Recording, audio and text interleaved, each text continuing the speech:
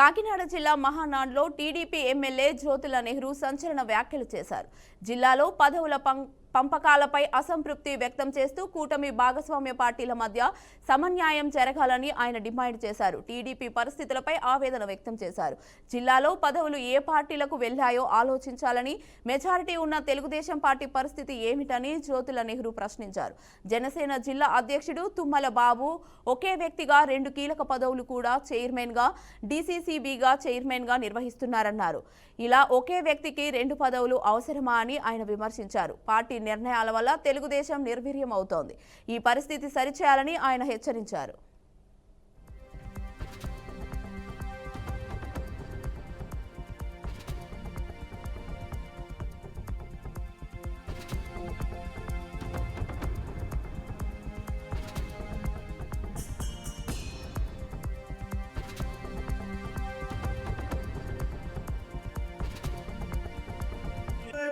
పరిస్థితుల్లో ఇంటికాడ వాళ్ళ పిల్లలు తిడుతున్నారు.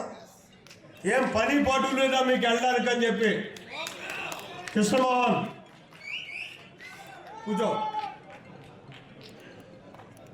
కనీసం పిల్లలకి సమాధానం చెప్పుకోవడానికన్నా ఏదో తగిలించండి అయ్యా ఒక తోక. రాజప్ప గారు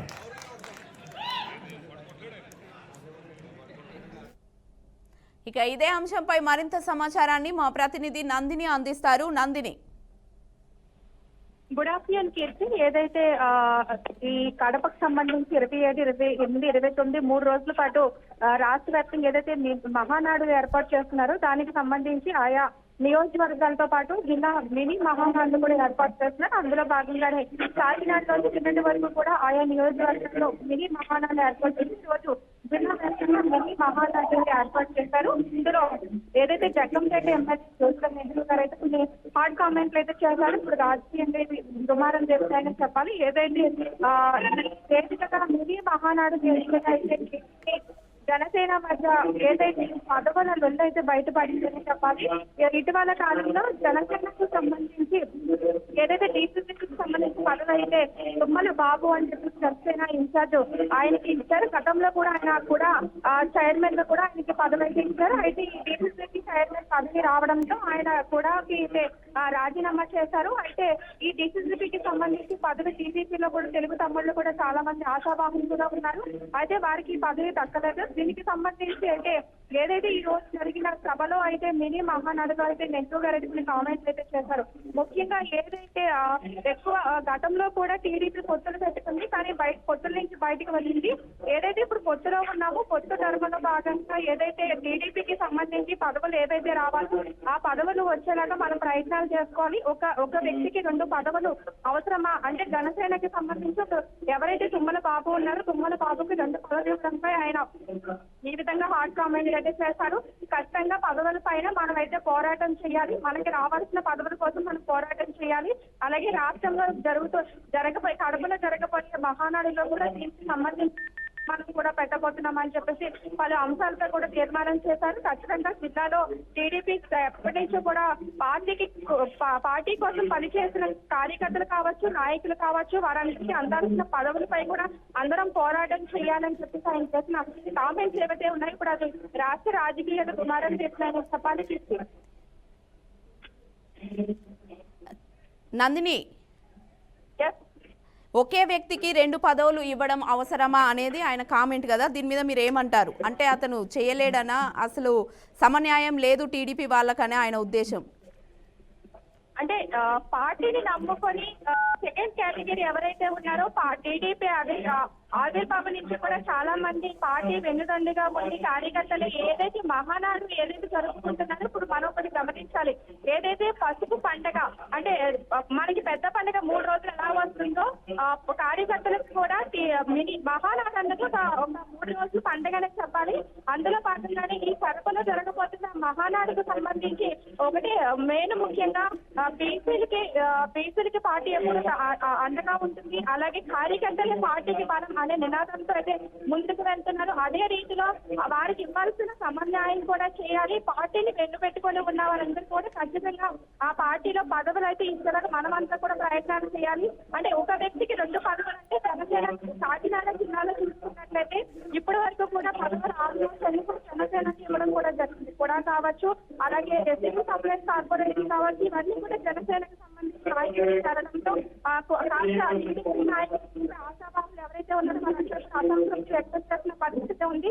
అంటే వీరంతా కూడా ఇంటర్నల్ గా మాట్లాడుకోవట్లేదు, కానీ బహిరంగంగా సభలో వచ్చి ఈ రోజున నేను ఎమ్మెల్యే స్థాన హోదా ఈ మాటలు మాట్లాడాలంటే ఇప్పుడు అందరికీ కూడా ఇది ఆసక్తికరంగా సంపాదించింది. అయితే నందిని, ద్వితీయ శ్రేణి నాయకులు పిల్లలకు కూడా సమాధానం చెప్పలేకపోతున్నారని హాట్ కామెంట్ చేశారు. దీని మీద మీరు ఏమంటారు? ఖచ్చితంగా, ఎందుకంటే నిజంగా ఇంటిని కుటుంబాన్ని వదిలేసి పార్టీ కోసం పనిచేసే నాయకులు కూడా చాలా మంది జిల్లాలో ఉన్నారు. మరి అటువంటి వారికి కూడా పార్టీ అధిష్టానం ఆలోచన చేయాలి. ఈ మినీ మహానాడు వేదికగా దానికి సంబంధించి ఒక తీర్మానం కూడా చేయాలి. ఎవరైతే పార్టీని అందిపెట్టుకుని ఉన్నారో ఫ్యామిలీని కూడా పక్కన పెట్టి పార్టీ మనము నాయకుల బలం అంటూ తిరిగే వారి కోసం కూడా మనం ఆలోచించాలి. అందుకు ఆయన భార్యలు కూడా మీకు ఏ పదవి రావాలని అసంతృప్తిలో కూడా ఫ్యామిలీ కుటుంబ సభ్యులు కూడా ఉంటున్నారు. సో అలాంటి వారు కూడా నా దృష్టికి వచ్చారు. అలాంటి వారు నాతో చెప్పుకున్న బాధలు కూడా ఉన్నాయంటూ ఆయన ఆ ఉద్దేశంతో మాట్లాడిన కామెంట్ గా కూడా చెప్పచ్చు కీర్తి.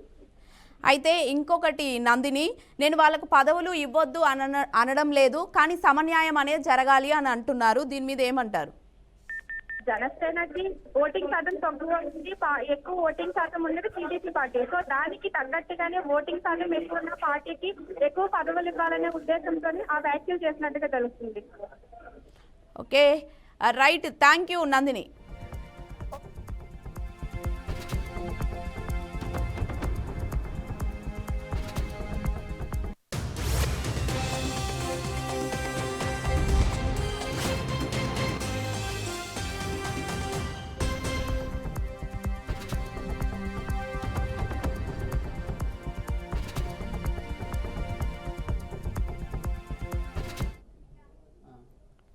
భారత్ దెబ్బ నుంచి ఇంకా కోలుకోలేని పాకిస్తాన్కు మరో షాక్ తగిలింది. ఒకవైపు భారత్ దాడిలో తీవ్రంగా నష్టపోయిన పాక్కు అటు బలూచిస్తాన్ కూడా చుక్కలు చూపిస్తోంది. ఇప్పటికే బలూచ్ ప్రత్యేక దేశంగా ప్రకటించింది. అంతేకాకుండా పాక్ కంటిన్యూగా దాడులు చేస్తూనే ఉంది. ఇప్పటికే ఆర్థిక సంక్షోభంతో కొట్టుమిట్టులాడుతున్న పాకిస్తాన్ అంతర్యుద్ధం మొదలైంది.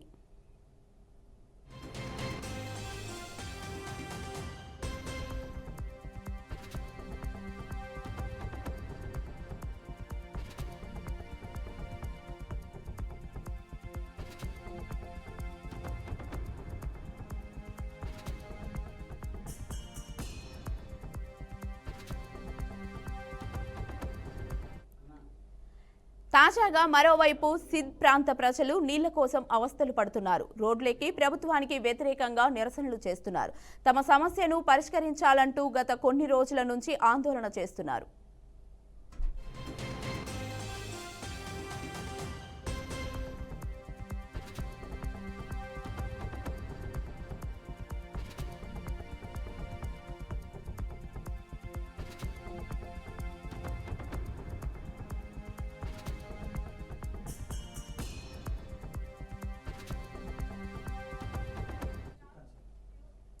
రోడ్లపై వాహనాలు ధ్వంసం చేస్తూ నినాదాలు చేస్తున్నారు. దీంతో పరిస్థితులు ఉద్రిక్తకరంగా మారాయి. అక్కడ ఓ పాకిస్తాన్ మంత్రి ఇంటికి స్థానికులు ఏకంగా నిప్పు పెట్టారు. దీంతో పోలీసులు ఘటనా స్థలానికి చేరుకున్నారు. స్థానికులు పోలీసుల మధ్య జరిగిన కాల్పుల్లో ఒకరు మృతి చెందారు. మరికొందరికి తీవ్ర గాయాలయ్యాయి.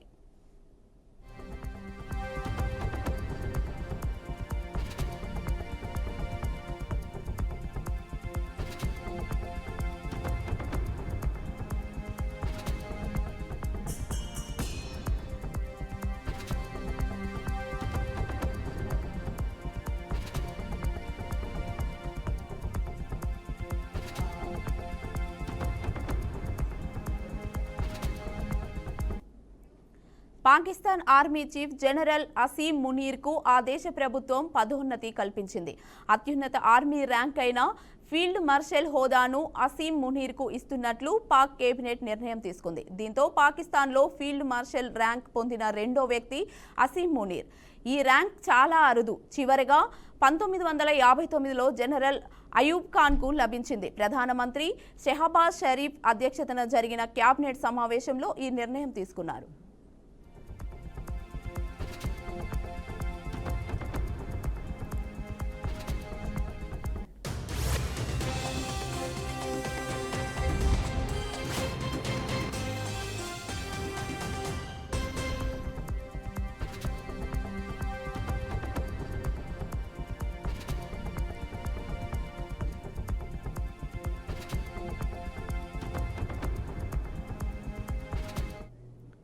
ప్రస్తుతం ఆయన చీఫ్ ఆఫ్ ఆర్మీ సాఫ్ట్ గా విధులు నిర్వహిస్తూ జనరల్ ర్యాంకులో ఉన్నారు. భారత్ పాక్ ఉద్రిక్తలు పరస్పర దాడులు చేసుకుంటున్న సమయంలో పాక్ ఆర్మీ చీఫ్ అసీం మునీర్ అజ్ఞాతంలోకి వెళ్లారు. దీంతో యుద్ధ మధ్యలో పారిపోయినోడికి ప్రమోషన్ ఏంటని సోషల్ మీడియాలో నెటిజన్లు కామెంట్ చేస్తున్నారు. Field marshal rank Asim Munir ఆయనకు ఆయనే ఇచ్చుకున్నారని ఎద్దేవా చేస్తూ ఎక్స్ లో పోస్టులు పెడుతున్నారు.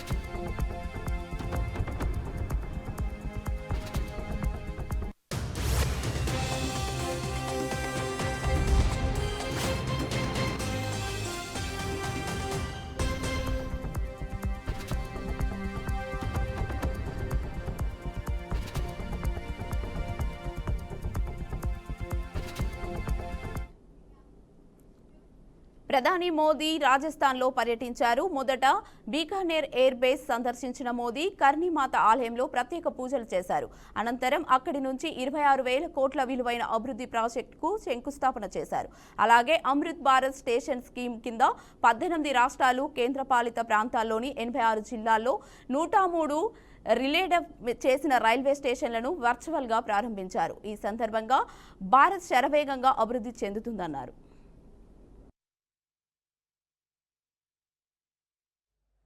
बिहार के थावे स्टेशन पर मां थावे वाली के पावन मंदिर और मधुबनी चित्रकला को दर्शाया गया है. मध्य प्रदेश के ओरछा रेलवे स्टेशन पर आपको भगवान राम की आभा का एहसास होगा.